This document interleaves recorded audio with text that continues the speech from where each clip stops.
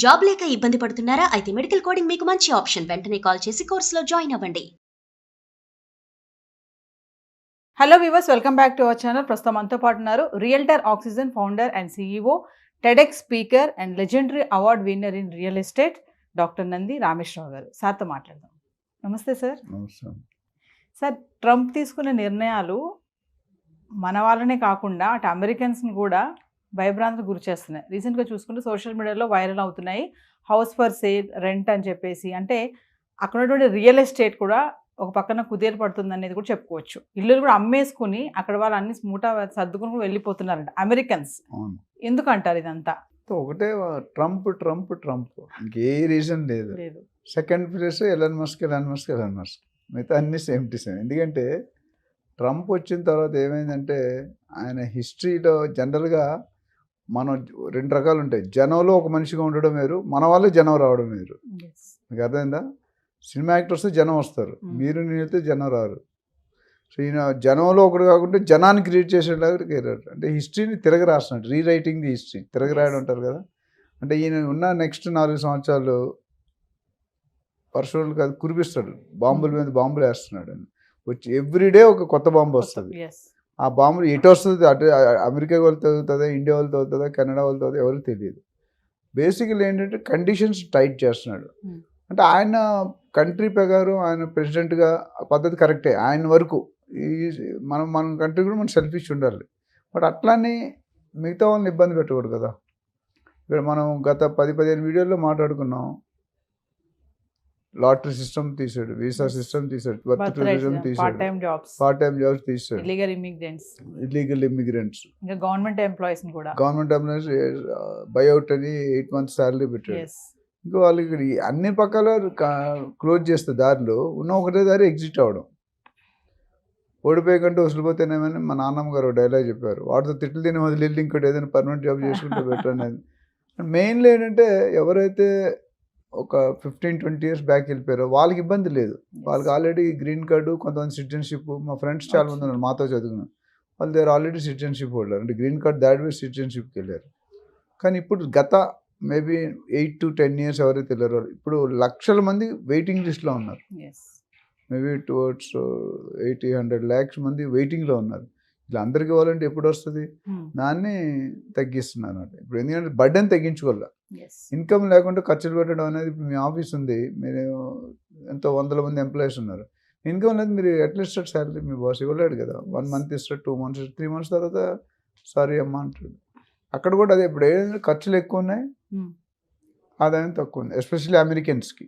అంటే ట్రంప్ తీసుకున్న నిర్ణయాలు అమెరికన్స్కి ఎటువంటి ఇబ్బందులు ఉండవు అని అనుకున్నాం కదా సార్. మరి అక్కడ వాళ్ళు కూడా ఎందుకు ఇల్లు అమ్ముకుని వెళ్ళిపోతున్నారు? బయట తెల్లగా కనిపించే పాలు నల్లగా కనిపించే నీళ్ళు కాదమ్మా. కొన్ని తెల్లవి నల్లగా కూడా అయిపోతాయి. ఎందుకంటే ఓట్లకి గెలవడానికి 100 విషయాలు చెప్తాం, మేనిఫెస్టోలో 100 చెప్తాం, అవన్నీ చేస్తాం.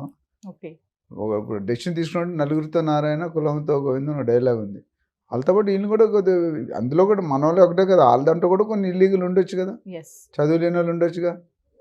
వాళ్ళు 10th class అయితే రోడ్డు పడేస్తారు అమ్మా నాన్న. దే డోంట్ డీ విత్ వాడంతా కూడా బతకాలి, అదే చచ్చిపోవడం బెటర్ అంటారు. వాళ్ళ అమెరికా రూల్ ఏంటంటే up to 10 years they will give you shelter, mother and father. తర్వాత they don't depend on mother and father, మీకు తెలిసే ఉంటారు. So they have to find out their own. మనలాగా డిగ్రీ వరకు పెళ్ళి అయిపోయి పిల్లలు పుట్టిందాక మన వాళ్ళు మనం చూస్తాం, అంత సీన్ ఉండదు అక్కడ. ఇక అందుకనే మనం ఇబ్బంది పడతాం, వాడు ఇబ్బంది పడు. మొదట్లోనే కష్టాలతో పైకి వస్తాడు వాడు. So then he can survive anywhere. ఇక్కడ వచ్చేసరికి ఏమైందంటే దాదాపు మనకున్న లేటెస్ట్ రికార్డ్ ప్రకారం 4172 ఇల్లులు గత ట్రంప్ వచ్చిన తర్వాత అమ్మకాలు అమ్మడం అయిపోయి. ఇంకా కొన్ని 500-600 విల్లాలు, ఇండిపెండెంట్ హౌసెస్, ఒక్కొక్కటి 8 కోట్లు తక్కువ లేకుండా 8 నుండి 10 కోట్లు ఒక్కొక్క ఇల్లు అమ్మకానికి ఉన్నాయి. అంటే 500 into 8 కోట్లు అంటే ఎంత అయిపోయింది? Too much money. సో వీళ్ళందరూ కూడా ఏం చేస్తున్నారంటే ఈ పెట్టిన రూల్స్ తట్టుకోలేక బయటికి ఎగ్జిట్ అవుతున్నారు.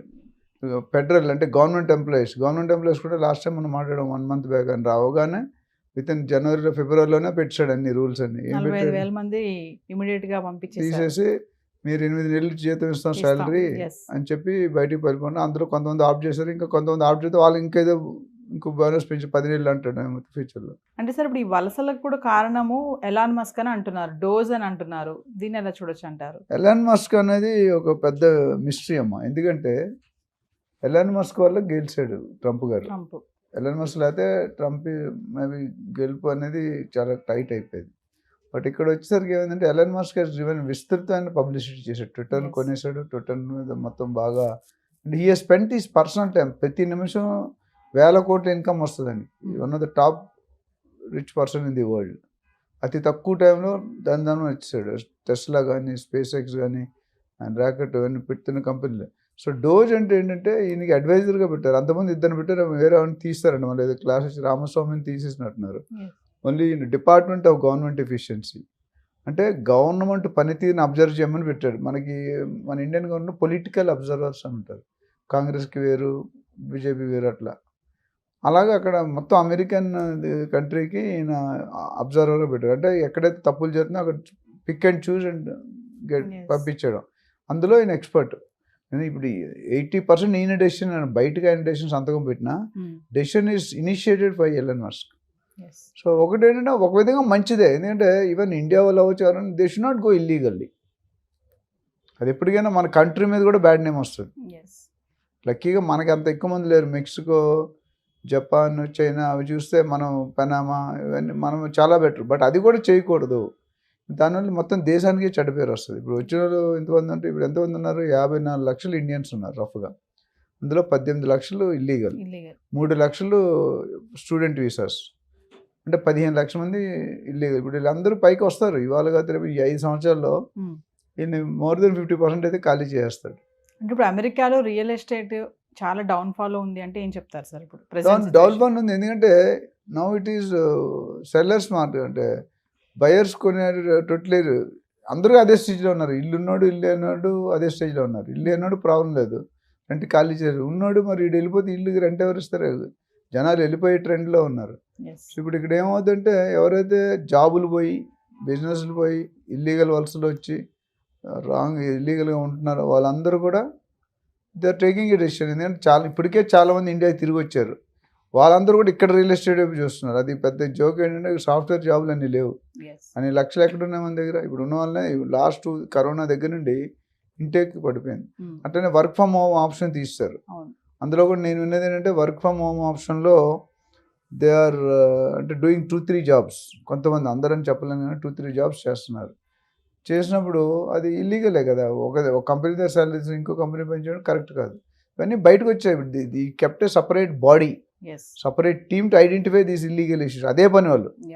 సో ఏదేమైనా సార్, ట్రంప్ అయితే ఈ లాస్ట్ టర్మ్ కాబట్టి ఈ టర్మ్లో మొత్తం అంతా కూడా ఆయనకున్న మంచి ఆలోచనలు, పిచ్చి ఆలోచన, అన్ని ఆలోచనలు జనాల మీద రుత్తాడు. ఇంప్లిమెంట్ అందుకు చేసేస్తారు. కొన్ని సక్సెస్ అవుతాయి, కొన్ని సక్సెస్ అంటే ఆయన సైన్ చేసిన దాంట్లో పోవు.